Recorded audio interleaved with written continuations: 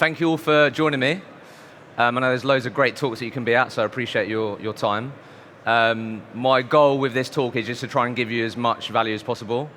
I know it can be hard to take in so much information at these events and then not know what to implement, how to implement things, so if you do stay at the end, you'll be able to scan a QR code. You won't have to put in your email address, and I've put together some really actionable points from this talk that you can take into your business. So I've got that at the end, so up to you if you want to take notes, but I'll try to distill it down at the end. If you could just help me out, could you put your hand up if you have your own recruitment business or you're in like a director position, just so I can get a context? Okay, cool, a lot of you, sweet. Right, so let's get into this. So today I'm talking about the 5 pillars of a successful recruitment business. Just a heads up, none of these pillars has AI, just to let you know, okay? Just a bit of context about me, why I'm quite well positioned to talk about what I'm talking about today, but how I got to this point. So 2012, finished college, had no fucking clue what I wanted to do in my life. Discovered sales could be a career, I didn't know that.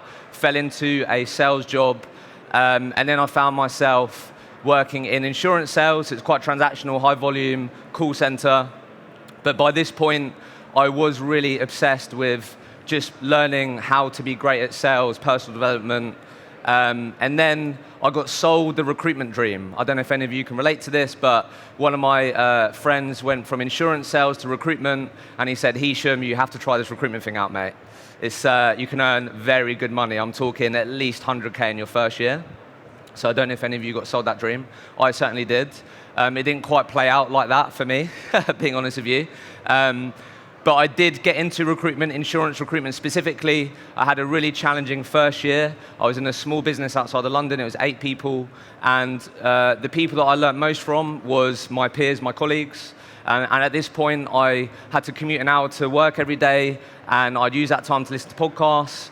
I religiously listened to the Joe Rogan podcast, and I looked for a recruitment podcast. It didn't really exist. There wasn't many out there. There's obviously a lot more out there now. So I decided to scratch my own itch and started a podcast over 6 years ago called the Recruitment Mentors Podcast. And then things have sort of organically evolved from there. I then moved to London to join a startup in a business called Hoxo Media, where I then found myself selling marketing services to recruitment agencies, still having the podcast, but now my sort of world was the recruitment industry. And then in 2020, I started my own business. Again, sort of the idea came from the podcast called Hector, which is an all-in-one training platform. And our mission really simply is to help thousands of recruiters achieve their potential by providing world-class training delivered by today's top performers. And because of this, this is the point of view I'm talking from today. So just to be really upfront with you guys, I haven't run a successful recruitment business. So what I'm trying to do here is distill down what I've learned from interviewing over 500 recruiters, recruitment entrepreneurs over the last 6 years. And over the last 3 or 4 years, I've worked with over 100 recruitment companies on the training side. So what I've tried to do is distill down what these companies have in common. So why pillars? Just to define that to start. I think what's more helpful is just to understand like principles, first principles that you can implement in your business that hopefully over time should mean that you will be successful. So just to define pillars here, core areas of a business that a company believes maximizes its chances for success. So that's what I want to talk about today. I'm going to go through 5 of them, which for me have been the most common things that I've seen in a recruitment business that have been successful over the last 5-6 years. So pillar number 1, they're solution-focused, not vacancy-focused, and you can absolutely achieve that by having a sales-led culture. So this is the first thing that I want to talk about. So for me, the best recruiters that I've interviewed, I've met, they do not fill jobs. That isn't how they perceive their job. What they actually do is solve problems for their clients, and they provide solutions. That is how they would talk about their job, their career. They're solution-focused. This is always a soundbite that I'll always remember that Amber shared in one of our training sessions. The moment she stopped chasing vacancies and she started chasing problems, she went from billing 500K a year as a perm biller to billing 800K a year. There's a slight nuance, there's a slight change when you're focusing on vacancies, filling jobs, compared to chasing problems. So what does that actually look like? Vacancy-focused recruiter. These are the things that you might hear and think about. So their clients will spend less money with them over 12 months. Spot business, common term, ones and twos. They struggle to get commitment from their clients. They struggle to get respect from their clients. Those really annoying clients just won't listen to you, that their interview process is too long, their expectations are unrealistic, but they won't listen, and they're very reliant on live vacancies, reactive BD, and speccing out candidates to win business. Solution-focused recruiters, what we'll hear more of is their clients will spend way more with them over 12 months. They place multiple people with an organization. They're doing 3, 4, 5 hires. They're doing hiring projects. They're talking about, this is where you are today, where do you want to get to? They have way more repeat customers. And when you're thinking about solutions and not just filling jobs, you start productizing your service and you start talking to your clients about the other problems that you know that they have, like market mapping their competition, helping them understand what is a good culture fit for their business. You might sell a retained service where you do the first stage interview for them by using video interview software. You might advise them on your hiring process is too long. There's too many people involved. You need to do it this way. This is what we've seen the best success for. Or you might even do video job specs. You might go on site, help them build their employer brand, make them a more exciting brand to work for. These are all solutions that you can provide as a recruitment business when you start talking about problems and challenges that your clients face. And they absolutely have a different sales process. So they don't just focus on talking about requirements. They really try and discover problems and challenges that these companies they work with have. And I think a lot of companies that we worked with, I've spoken to, struggle with this. I don't know how all of your businesses are doing or have performed over the last year or two, but I think there's this sort of misconception that you can't have this focus at the same time really building a sales culture and having a sales-focused team. I think a lot of people over the last, when things were doing really well, you had so many people in your business that were just focused on service and delivery. And then, shit hits the fan, and you look around, and you're like, right, guys, we need to go get some more jobs. And they're like, don't look at me, you give me the jobs. So the best companies that I've found to consistently perform, even in downturns, had a sales culture. A lot of their people were able to win business. And I think you can absolutely build that with a solution-focused recruitment team and not just a service delivery focused team.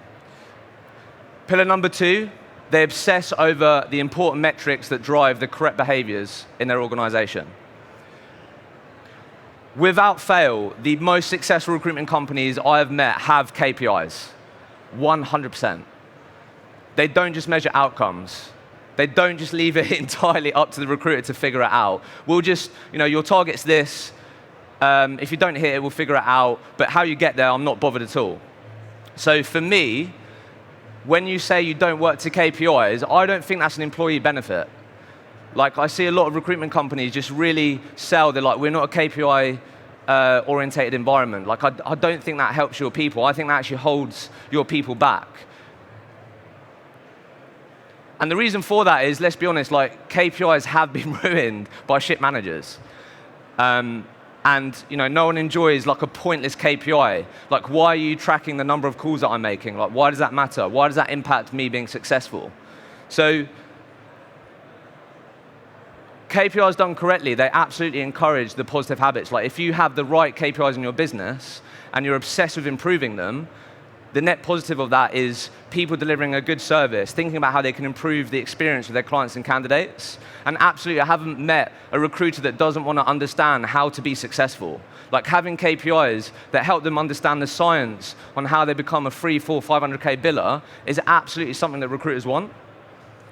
So these, for me, from all the companies that I've interviewed, I think these should be your North Star metrics. So if you're not measuring these, I would absolutely look at these. So, and you might agree or disagree with some of these, but CV to interview ratio, job to fill ratio, your net promoter score, number of referrals, clients and candidates. If you obsess with improving the job to fill ratio, downstream from that is better job qualification, better candidate qualification, advising on a better interview process.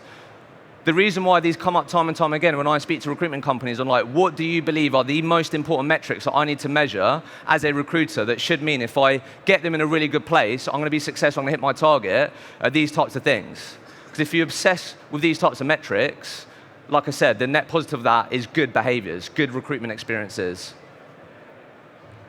And Alex Elliott, a great recruitment entrepreneur that I've had on the podcast, just a really simple thing. And I had this from companies that I met where they hired experienced people.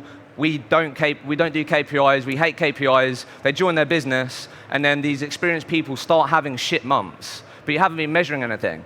So you've got experienced people going, I haven't hit my target, I'm struggling, and you're like, well, we haven't really been measuring anything. So there's so many different places that we could go to try and understand where we can help you. But if you're not measuring anything, as Alex says here, really simply, you can't improve what you don't measure. So I think it's absolutely criminal to not have North Star metrics and KPIs within your business. Pillar number 3, they truly understand what they look for when they hire. It's not guesswork. I did a talk on this last year. For sure, the most successful recruitment companies have absolute clarity on what their non-negotiables are when they hire. Obviously, there's pros and cons of our industry, right? There's no barrier to entry, which means there's so many different success stories. People coming from working, at a Subway to working, in a corporate environment to being successful in recruitment. So, if you can find yourself very easily just hiring on potential, because there isn't a set bar or set thing that everyone has to have in order to do recruitment. But you absolutely have to be clear on what your non-negotiables are. And a really easy way to do this, and I spoke about this last year, but they've really tried to understand their top performers that may have come from all different backgrounds, what do they have in common? So if you feel like every time that you do interview someone for your business, you maybe have some clarity on what a good hire looks like, but you're not absolutely certain, start within your 4 walls and really try and understand what do our top performers have in common?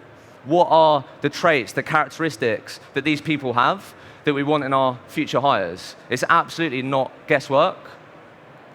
And then the really actionable tip here is, let's just say it's things like curiosity, coachability, resilience. What then companies sometimes miss is that they then don't map their interview process to dig into those things.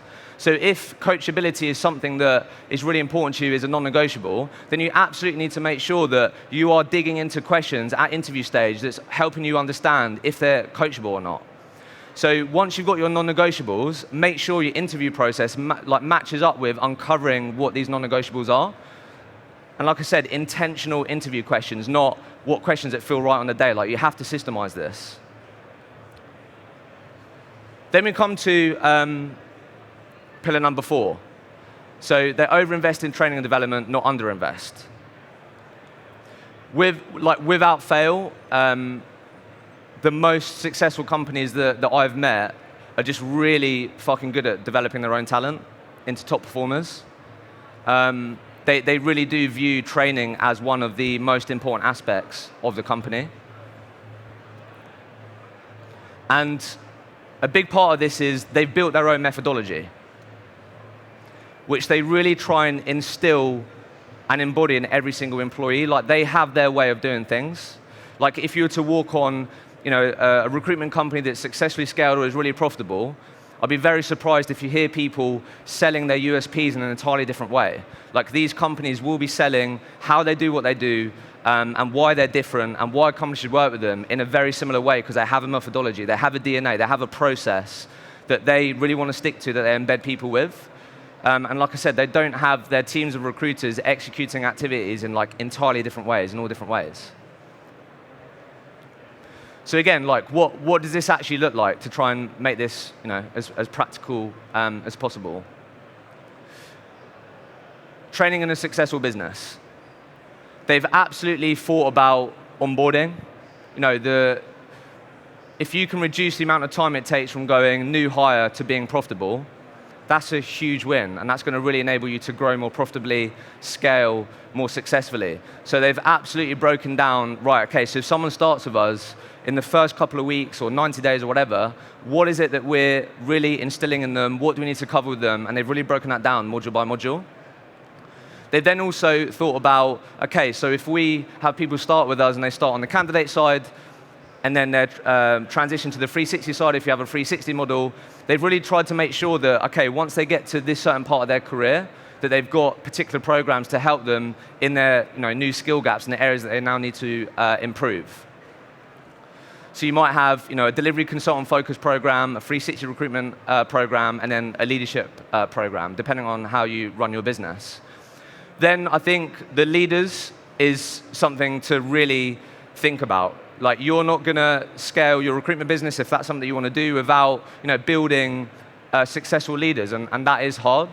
Also, we've all heard the typical sentence of the billing manager is the hardest job in recruitment. Oftentimes, why I actually think that is because you promote people who are typically top performers, that you want to make sure you're not holding them back, you're progressing them. They get into that management seat, and then they've had no help on how to coach people, how to manage people, how to give feedback, how to listen, how to deliver a one-on-one effectively. So this leadership layer in your business, I personally find, is one of the most underserved people in your business in terms of training and upskilling them on how to now become great managers and great coaches. So oftentimes when managers get a shit name in recruitment, personally I think a lot of it can come down to have the business actually really help them, or have they just push them into this management seat because they just want 3 or 4 of that top performer. Then as I've said here, they have their way of doing things, which they really do protect at all costs. They're going to be open to ideas, open to different ways of doing things, but absolutely they've got a methodology. They have a way of doing things that they protect. And then this is a big one as well. I feel like the best recruitment companies do a really good job of not just training recruitment. They develop commercial awareness. If you recruit a lot in the startup space where they get funding, they work with venture capitalists, like helping them understand what does that mean? What does the life cycle look like when a startup raises money? Then they deploy that capital. What does that look like? Giving them that expertise, or at least helping them understand how P&L works. One of the most common challenges that I always hear from people that are first-time founders is like, oh, I write the deal on the board and then I don't get paid. They have to pay the invoice first, right? So developing this commercial awareness of your team will have so many knock-on benefits to help them as an all-rounded recruitment professional. And then, again, for me, I know I was speaking to some recruiters today who were generalists. A lot of people I interview are all about the niche, inch wide, mile deep. But absolutely, if you are in a niche, like, you should definitely commit to building that subject matter expertise.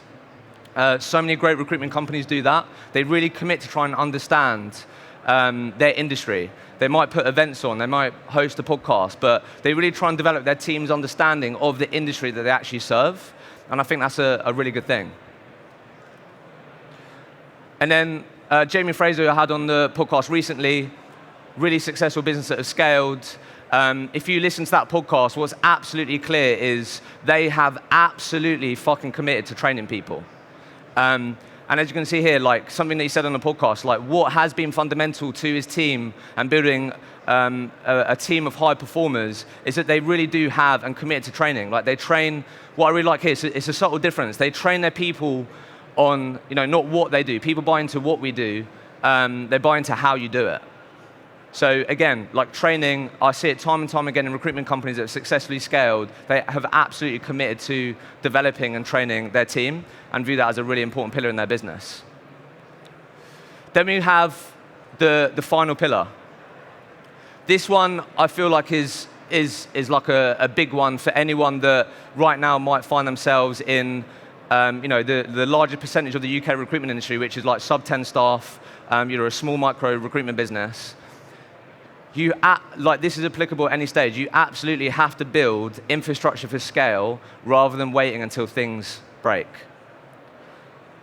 So what I mean by this is, like I see this time and time again, is obviously you have a founder of a business, they normally have a track record of being successful in another business, and then they start growing, and people learn by proximity, you're able to help them at desk side, but the way that you do things and the things that you teach is remains in people's heads. So you find yourself repeating yourself. So how you headhunt a candidate, how you pitch exclusivity, how you pitch retained is often in people's heads. Like, it isn't documented somewhere, it isn't systemized.